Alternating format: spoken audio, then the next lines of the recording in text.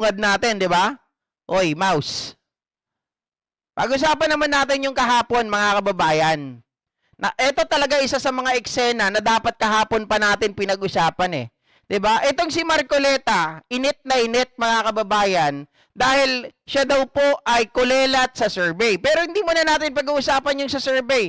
Pag-usapan muna natin itong kagustuhan niya po na ipakontempt itong si Enzo Recto. Dahil nga po doon sa kanyang video mga kababayan na reaksyonan at binigyan ng opinyon ni Kabunyog Enzo Recto. Ito po.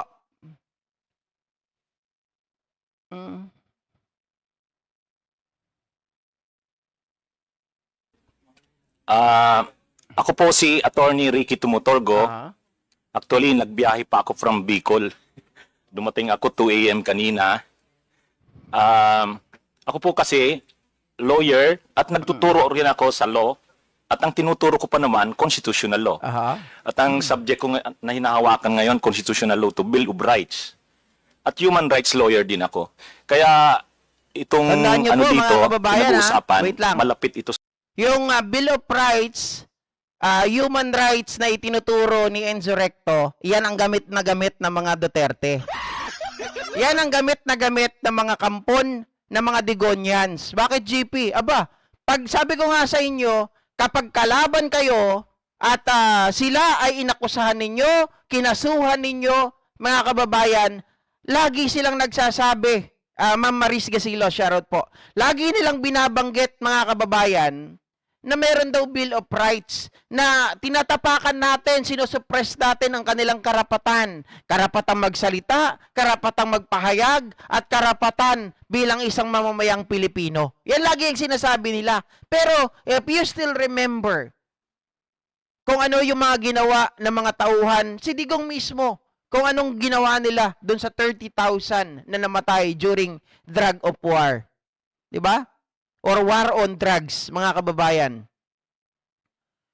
Di ba hindi naman nila binigyan ng ng hustisya? Hindi po nila binigyan ng pagkakataon. Pinapatay na lang nila basta-basta. Sa advocacies ko. Pero aside kasi sa lawyer, vlogger din ako. Kaloyal Milestone. Kaya doon sa lumabas na pangalan na invited na 40 na mga social media personalities, kami ni Ross ang nasa last. Pang 39 ako, pang 40 siya. Humabol si Mark, pang 41. Vlogger din pala si Ross. Unang-una, yung mga estudyante ko nagtatanong, Attorney, invited ka doon, mga fake news daw, pinapatawag, mga fake news peddlers. Sabi ko, doon pa lang, parang biktima na ako kaagad ng fake news. Kasama na ako doon sa 40. Okay. Na nakagrupo kasi lahat yun 40.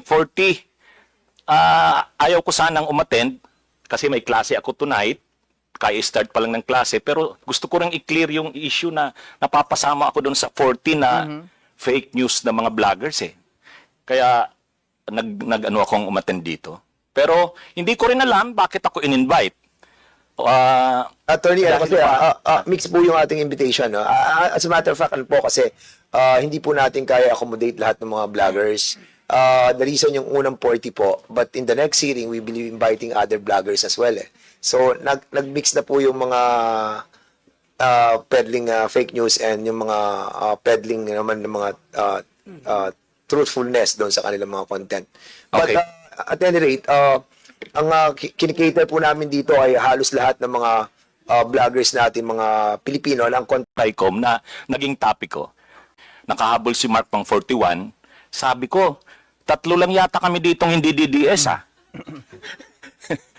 Kaya sabi ko, hindi attend yung mga yan. Actually, nag-vlog ako kagabi sa kaninang umaga. Sabi ko, akala ko maisog yung mga DDS vloggers. Tawag nila sa kanila maisog Pero bakit hindi a-attend sa Tricom hearing? Mga duwag pala. So sabi ko, pero ako a-attend ako. Hindi ko alam bakit ako pinatawag. Dahil ba attorney ako na nagbablog? Or baka may natamaan ako dyan sa pagbablog ko? Yun, may tinamaan ka talaga.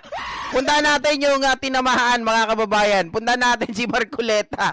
Kay Marcoleta yun Ayan, wait lang Yung nagsasalita na si Marcoleta. Advance ko lang. Ito na yon. Galit na si Marcoleta sa kanya. Mr. Chair, anong pangalan ng gano'n niya? Attorney yan? Brother, Mhm.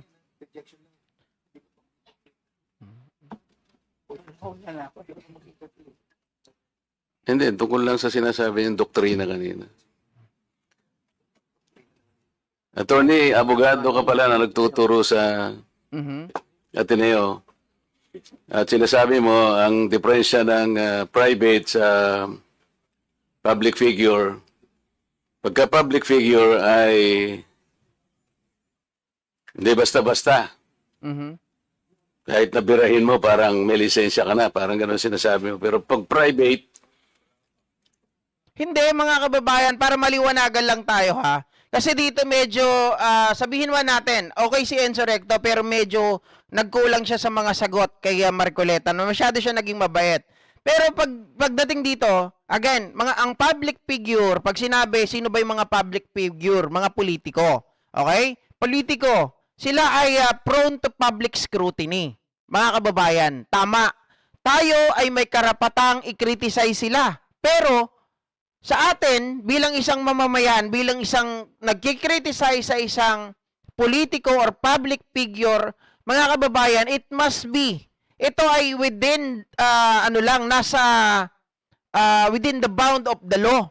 Ito ay nandoon lamang sa trabaho ng mga politiko. Hindi pwede, yung sinasabi ko kahapon sa inyo, nung nagsimula tayo mag-vlog, ang pagtira sa mga politiko, hindi pwedeng kahit na ito ay totoo, ipagkakalandakan mo. Kasi minsan, hindi ito depensa, sabi nga ng jurisprudence ng Supreme Court, mga kababayan, hindi porkit totoo ay madidepensahan ka na. Halimbawa, yung inalimbawa ko kahapon, sabi ko ang isang politiko meron siyang kabit, tapos nagkaroon siya ng anak.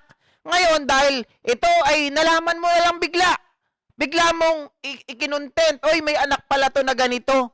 Di ba ganyan? Itong si politiko, babaero pala. Oh, tapos ngayon, pagbalita mo na ganyan kumalat yung balita. Kasi nga, magaling kang vlogger. Tapos ikaw ay pinapanood, mga kababayan. Although tama yung sinasabi mo na itong si politiko may anak, 'di ba, may kabit, nagkaanak. Pero from the moment na yung panig ng babae, halimbawa, mga kababayan, nabuli yung kanyang anak dahil sa balita mo, liable ka doon. 'Di ba? Liable ka doon. Lalo pag binanggit mo yung mga pangalan. 'Di ba? Liable ka doon, mga ka-GPnatic. So hindi ka madedepensahan noon. So tayo, sabi ko nga, ang mga politiko prone to public scrutiny. Pero ang freedom of speech merong hangganan. 'Di ba? Hindi po 'yan absolute. Pero palagay ko, yung mga binibitawan ni Enzo Recto ay opinion, mga kababayan, wala pong malicious imputation.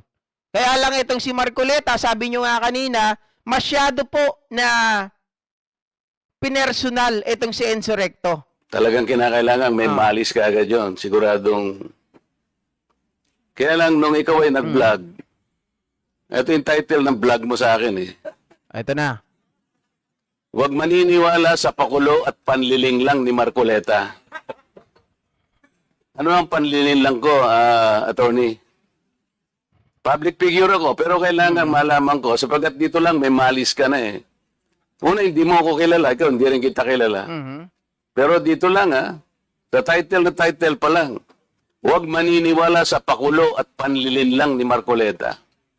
Attorney, kahit kailan wala akong nilinlang na mamamayan ng Pilipinas.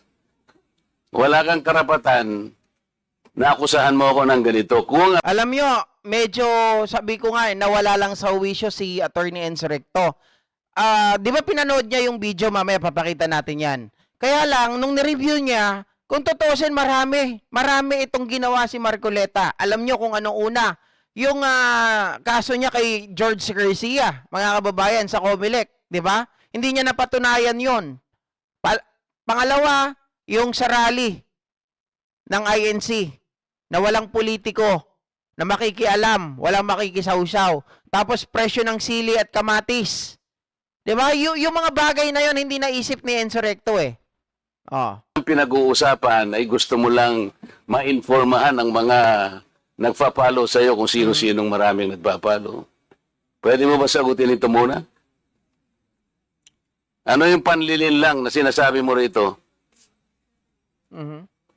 Marami na po kasi akong naging hindi ko ano yung particular na Ito pakikita ko sa iyo, ayan oh. hindi ko po alam kung anong particular doon na Attorney, gumawa ka ng vlog. yes po, ako po Responsibilidad mo sa public ito, lalong-lalo na yung naniniwala sa iyo. Hindi ako maniwala kung paano mo silang napaniwala. Pero itong sinabi mong ito, may pakulo ako at panlilin lang. Ito Ayan. sagutin mo. Okay, hindi sa pinagtatanggol ko si Attorney Enzo Recto. Of course, sa dami ng mga vloggers, hindi na nila matandaan kung anong particular unless mga kababayan i-review namin yung vlog na yon at masasagot namin yung tanong. Ngayon, si Marcoleta masyado lang siyang nag-rely doon sa thumbnail. Pero yung loob, tama po kayo. Hindi pinanood, 'di ba Romeo Macaraeg? Hindi pinanood ni Marcoleta kung ano yung insight ng video na yon. Ano ba yung nilalaman, mga kababayan? Dito medyo parang napaya si Enzo Recto, pero hindi, normal yon sa isang tao, sa isang vlogger na sa dami ng vlogs. Hindi mo alam kung ano yung laman ng particular video na yon unless ito ay mapanood mo at ma-review mo. Ito ngayon ang sagot niya, mga kababayan. Kaya nung nakita niya na at na-review yung video, dito pahiyang-pahiya si Marcoleta. Last, then we'll proceed with the attorney, with the Congressman Plato. yes, Mr. Chair, salamat. Last na po ito. So hinahanap Yes po, Doc Ami Balmeo, medyo na mental block siya, si Attorney Enzo Recto. Pero normal naman yun eh, di ba? In a normal circumstances, na makalimutan mo talaga yung mga vlogs mo sa dami po. 1,000 na kasi eh, di ba? At sa dami rin ng tirada niya kay Marcoleta, hindi niya na malaman. So, he should need to review the video before siya sumagot. Dahil alam naman natin, under oath siya dito. Kung hindi siya sigurado, bakit siya sasagot?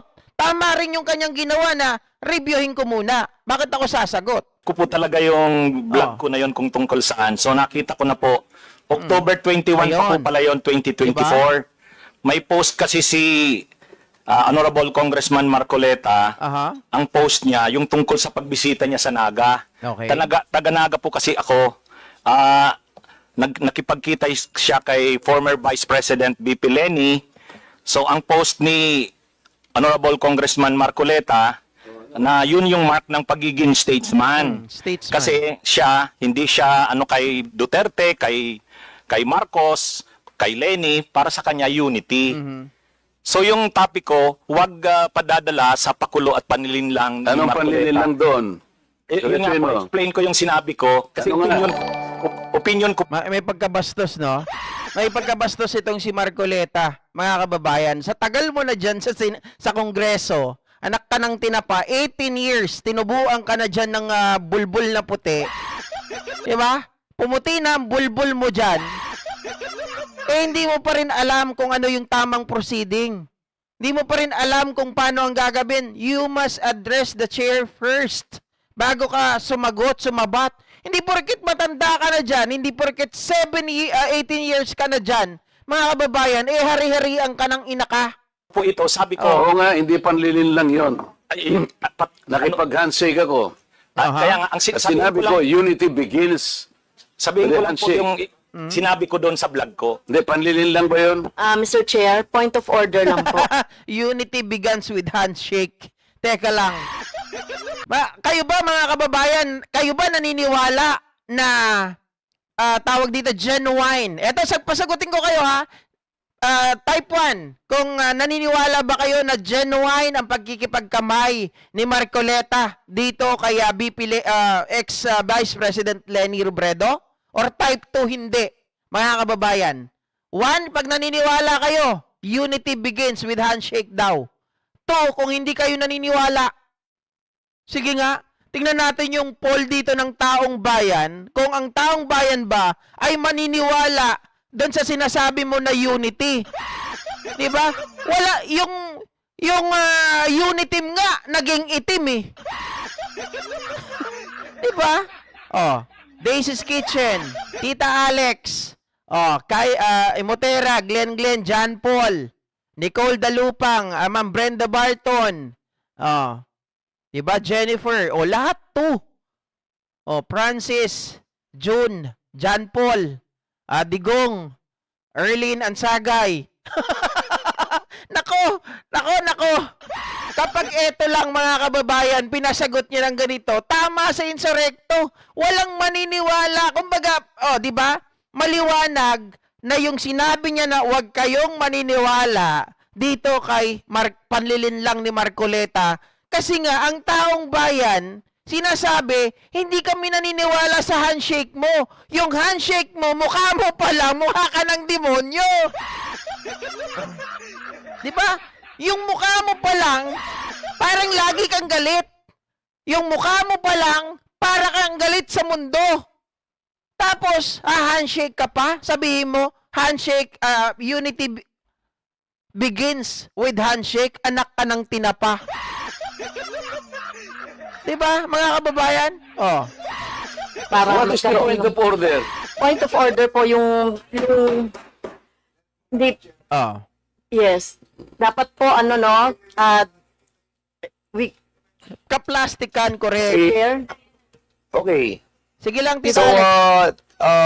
what is the point of order Kasi you of gave time to Congressman Franz? attorney. Wait, I'm still speaking. Sorry. What's the point of order of Ms. Point of Franz? order po yung conduct nung palitan nila ng exchanges of words. So, you have recognized po Attorney Ricky. So, let him explain. Before, Hindi, yung ginagawa, papaliwanag ko sa inyo kung anong taktika ni Barcoleta dito. Dahil siya nga po ay isang congressman, di ba? Si Enzo Recto, attorney din si Marcoleta. Ang gusto niyang mangyari dito, mga kababayan, madurog niya si Enzo Recto. Para siguro gusto niya magkaroon siya ng media mileage. Magkaroon siya ng mga panatiko. Makakuha siya ng simpatya ng tao. Kaya gusto niya, durugin niya si Enzo Recto. Ang problema, nung nakuha na nakabalik na si Enzo Recto, di ba kanina medyo nag-aalangan siya sa sagot niya. Hindi siya sigurado doon sa video niya. Nung nakuha niya na yung composure niya, masasabi ko mga kababayan, na na-stabilize na ni Enzo Recto yung kanyang sagot, yung kanyang gagawin at kanyang sasabihin. Kaya maganda na yung mga sagot niya dito kay Marcoleta. At yun naman ang hindi nagustuhan ng matandang mukhang demonyo. Ako, JP, bakit matandang mukhang demonyo? Opinion ko to. Laging nakasimangot. Laging kunot ang mukha. 'Di ba? Parang laging galit. our colleague, I Marcoleta. understand. Yeah. Okay, I'll be So, letting para wait, maging wait, okay. And please I understand address, both of you, please address the chair para hindi po Yeah. nagsasagutan. All right. Thank Tama. you. So we'll be letting Attorney Ricky to reply, and then I'll give a chance to Congressman Marcoleta also to ask you as well. Sige. Yes po, Attorney Mr. Ricky. Chair, thank you po. Ang sabi ko lang po, kasi kanina po, tinatanong ako tungkol dun sa vlog ko na yon. Hindi ko talaga maalala sa dami ko ng vlog. So, binasa ko po, pinanood ko. So, tungkol po yun sa post ni Honorable Congressman Marcoleta. Sabi niya, reading from netizens, reactions on my brief and casual meeting with former VP Lenny. After my trip to Sipokot, I now realize how really divided our people are. Reaching out to all our leaders can also be personal. Our ability to show our humanity beyond the realm of political. How else are we able to exemplify the true meaning of statesmanship if you refuse to extend your hand to all who wants to grasp it? I believe unity always begins with the handshake. Tapos may picture siya, kasama niya sa PBBM, si Duterte, si Lenny, si Sara. Ang reaksyon ko doon, sabi ko, wag tayong padadala doon sa pakulo na yon at panlilang na kasi sabi ko, ang totoong statesman, ang paninindigan niya para sa bayan. Hindi ko nakita kay Congressman Marcoleta na ang mga paninindigan niya sa issue ay para sa bayan. So honest opinion ko po 'yun. Yun po yung ano ko. So, sa madaling sabi, nakita ni Enzo Recto, hindi sa bayan ang kanyang paninindigan para sa mga Duterte. Nakita nyo naman, di ba? Bakit? GP, baka mamaya ikaw makasuhan dyan. Di kasuhan niya. Mga kababayan, unang-una, sasabihin ko ang gusto kong sabihin. Alam ko naman, hindi naman ito lagpas sa karapatan natin bilang magpahayag, bilang magbigay po ng ating opinion. Unang-una, bakit ko nasabi na para sa mga Duterte, nakita nyo naman yung kanyang asal during the budget deliberation. Ano ang ginagawa ni Marcoleta? Pinagpipilitan niya na meron tayong tradition na sinusunod na dapat hindi na natin tinatanong ang presidente, ang vice-presidente. Oo, sabihin natin may tradition tayo. Laging may exception. But then again, mga kababayan, if and only kapag wala pong problema doon sa pinagkagastusan, walang problema tungkol sa budget, di ba? At walang naging problema or tinatawag po natin na ano yung binigay ng COA sa DepEd noon?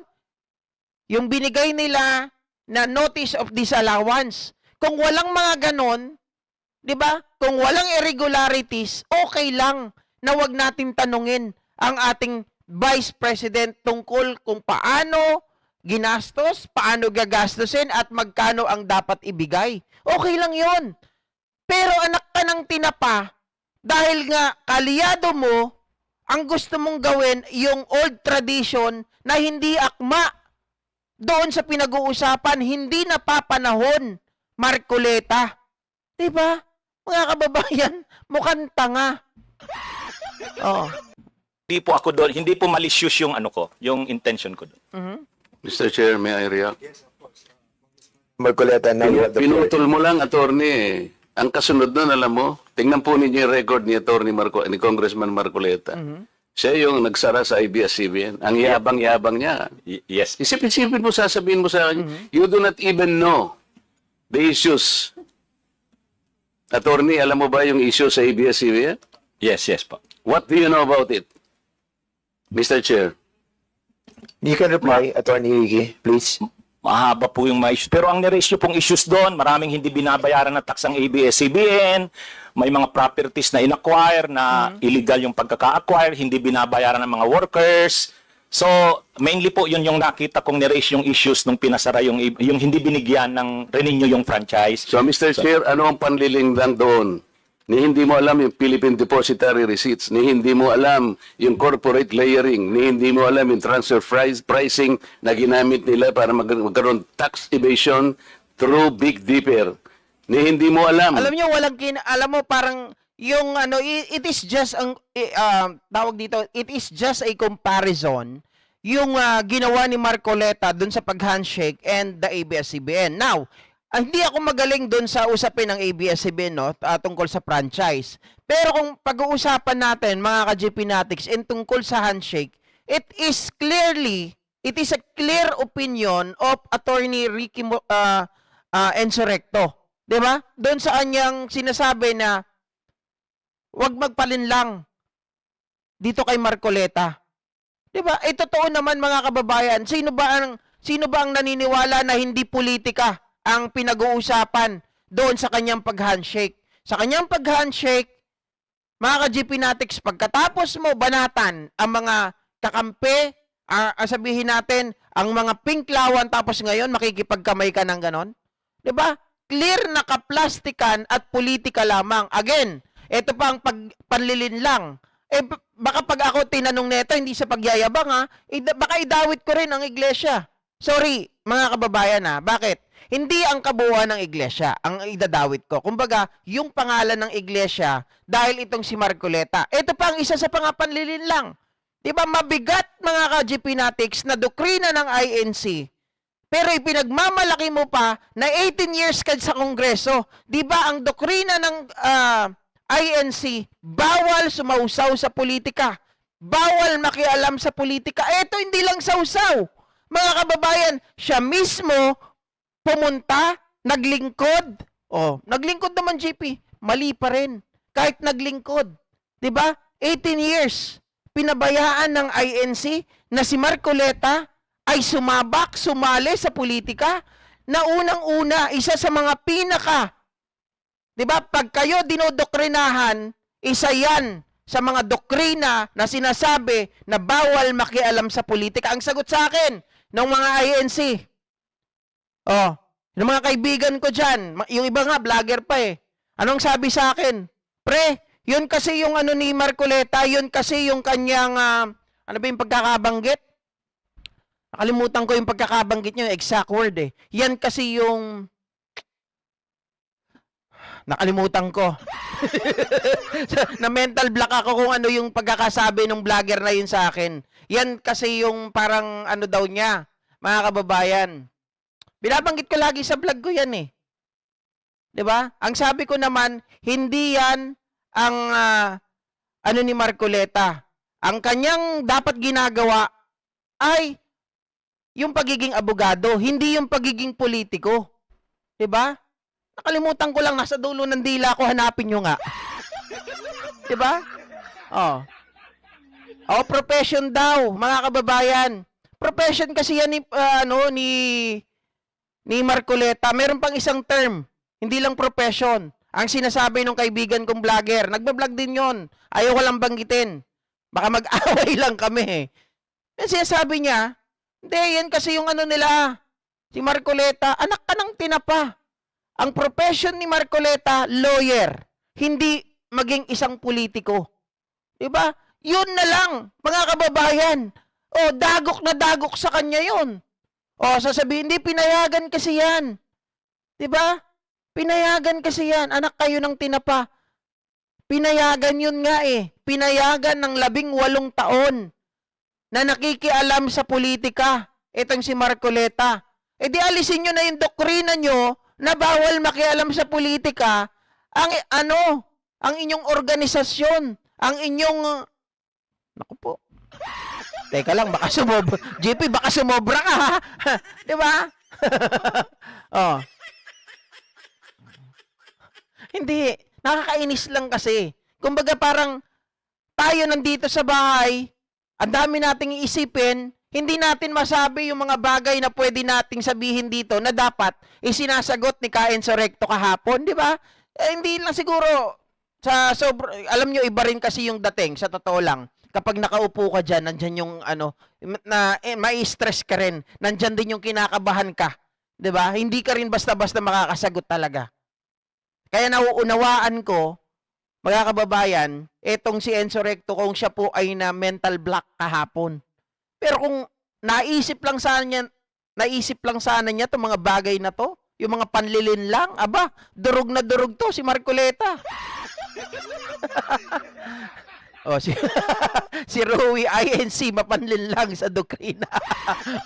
Grabe.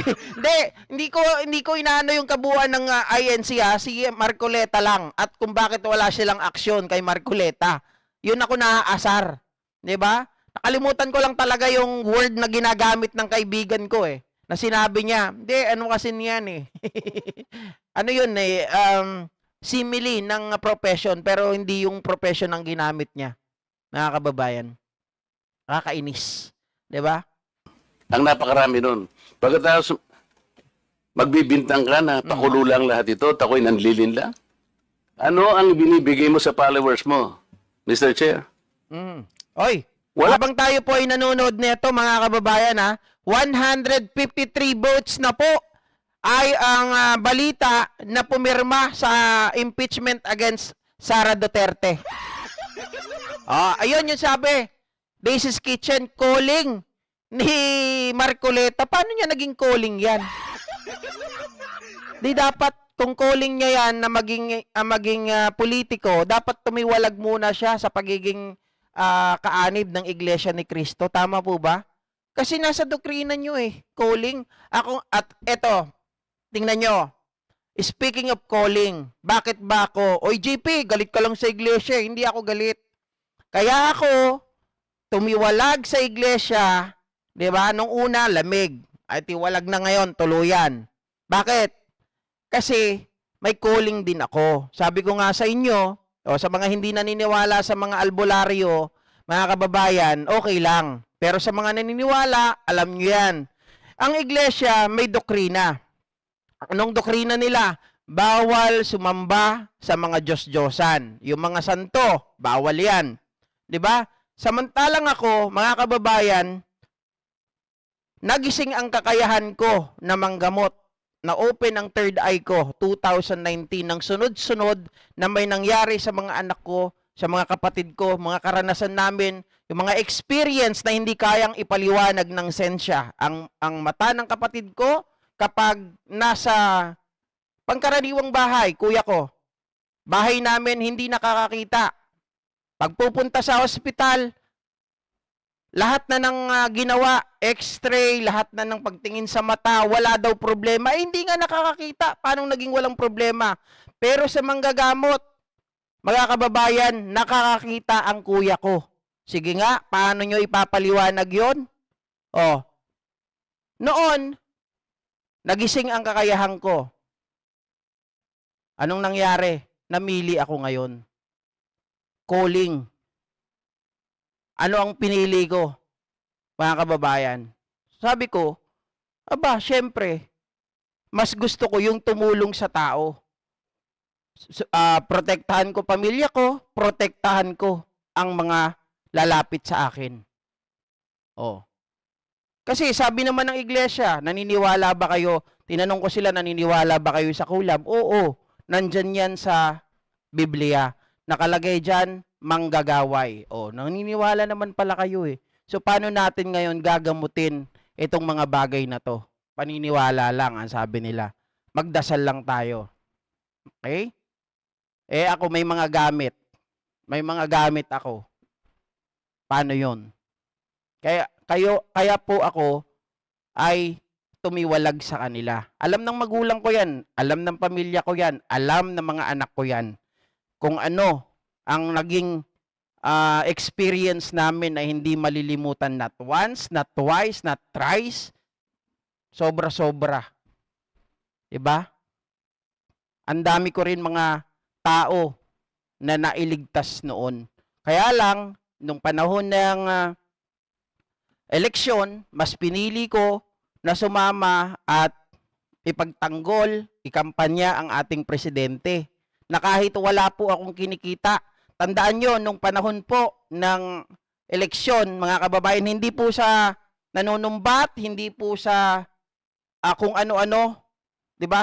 Sabi nila, ako daw ay bayaran. Teka, kung bayaran ako, isipin nyo po panahon ng eleksyon, 2021, okay, 2020 to 2022, lagi ako nadidemonetize. Wala akong kinikita. Pinakamataas na kinita ko sa YouTube, 9,000 pesos. Kung kailan na-monetize na ulit ako, saka naman totally na-terminate yung aking channel. Samantalang dati, nung ako po ay nagbablog tungkol sa spiritual, mahina sa akin ang 50,000 per month to 75,000 per month. Plus, yung mga nagpapadala sa akin na galing ng ibang bansa na hindi ko po tinatanggap. Kung tatanggapin ko yon, papalo ng mga 150,000 per month. Pero hindi ko po yun pinili. Ang pinili ko, ikampanya ang ating Pangulo. Oo, mga kababayan. Ngayon, medyo nagpapahinga ako sa buhay espiritual. 'Di ba? Pero, ako naman po, ay nakiusap na sa Ama na darating ang panahon, babalik ako at uubusin ko ang buhay ko para maglingkod sa Kanya. 'Di ba? Oh. Oh, alam daw ni Rowie 'yon, mga kababayan, 'di ba? Sabi ni Olympia Ronquillo, ako naniniwala sa albularyo. Kaya nga sabi ko sa inyo, dito sa bahay ako, ang nanay, iglesia. Mga kapatid ko, iglesia. Ako, tiwalag. 'Di ba? Kami ng mga anak ko, mga kababayan. Pero hindi ko po yun, wala akong galit sa iglesia. It just so happen na magkaiba lang po talaga kami ng pananaw pagdating sa ganong bagay. Mas pinili ko po ang maglingkod. Mas pinili ko po ang tumulong sa kapwa kaysa ganon. 'Di ba? Yun yung pinag-uusapan natin kanina, calling. 'Di ba? Calling. So dapat kung may calling at ito ay labag sa iyong doktrina, anak ka ng tinapa, Marcoleta, you should be out of that organization first bago ka tumakbo. Pero ang ginawa nila, 18 years.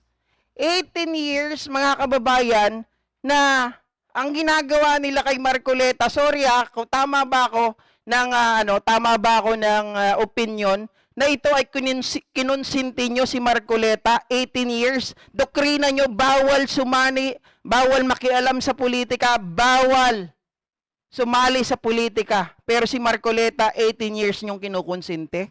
Samantalang ako, mga kababayan, di ba? Kailangan kong pumili. Oh. Ay, nako. Ayan, si Janet Fernando, paniwalaan ako dyan dahil ako gumaling sa albularyo. Naniniwala daw siya, mga kababayan. Diba?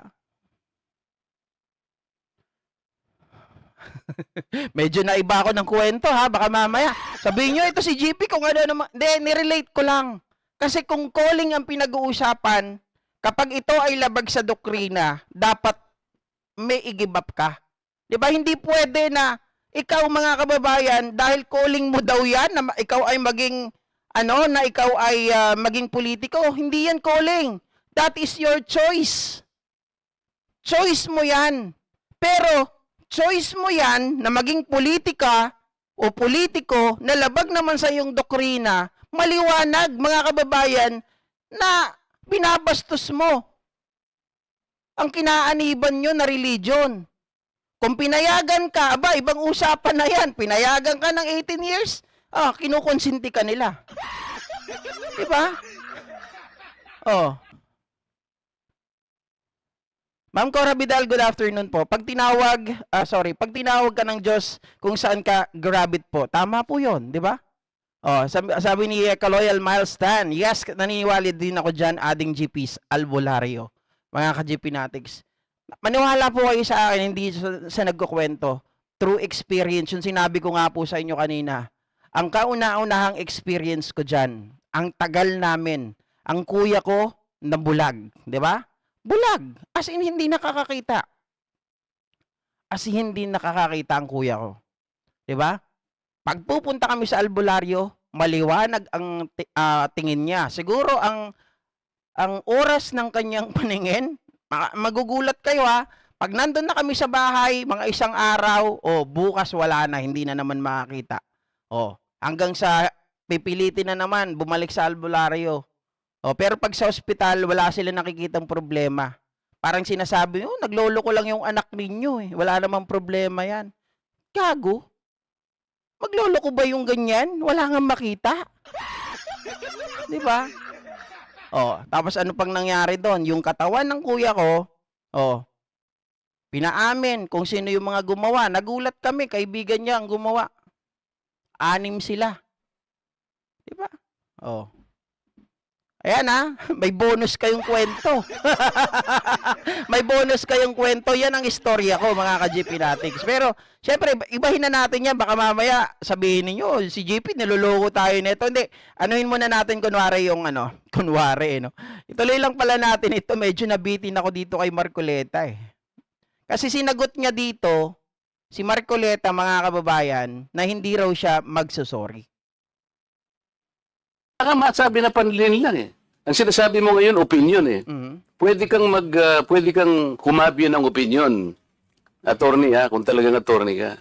Pero wag kang mag-chat na ako'y nanlin lang ng mamamayang Pilipino.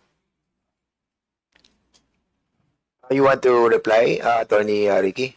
Yes, Mr. Chair. Ayun, Okay, yun go po ahead. yung, kaya ko po sinasabi na yung ako naninindigan na yung vlogging ko, hindi po fake news kasi opinion ko po yun.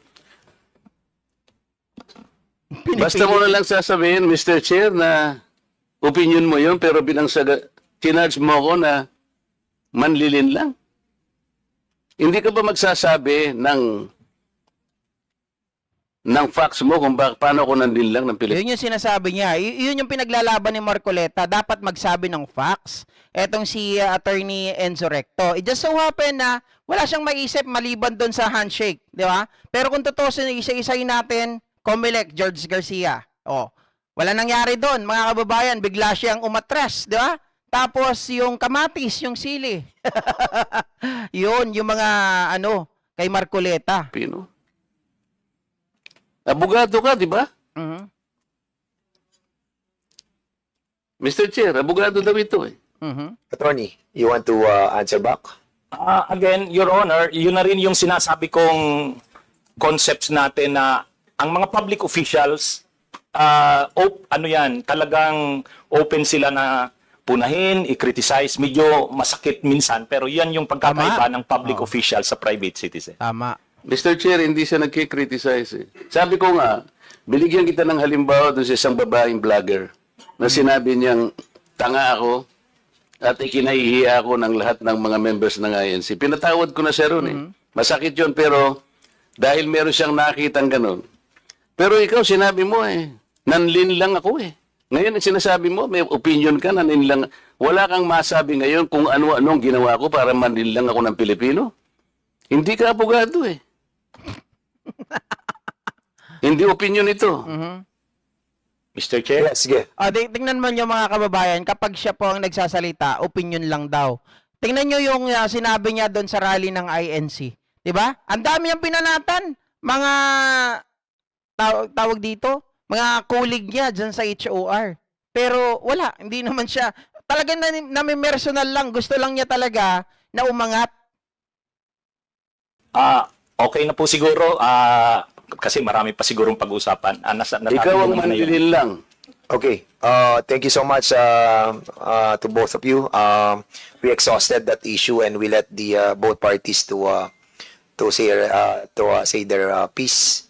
And that's the spirit of this committee, no? Para maging balanse po tayo and fair. I want him to apologize, Mr. Chair.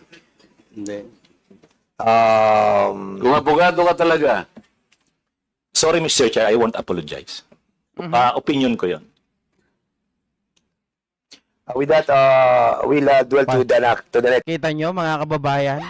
Yan ang talagang gusto niya, 'di ba? Gusto niya kasing sagadin, gusto niya kasi na ingud-ngud itong si Enzo Recto na parang pahiyain ba? Sa madaling sabi, na gusto niya mag-apologize sa kanya at tanggapin na may pagkakamali itong si Enzo Recto doon sa kanyang thumbnail na wag kayong maniniwala sa panlilin lang ni Marcoleta. Maganda yung ginawa ni Enzo Recto dito, Edma. Hindi. Bakit ako mag-apologize sa iyo? That is my opinion.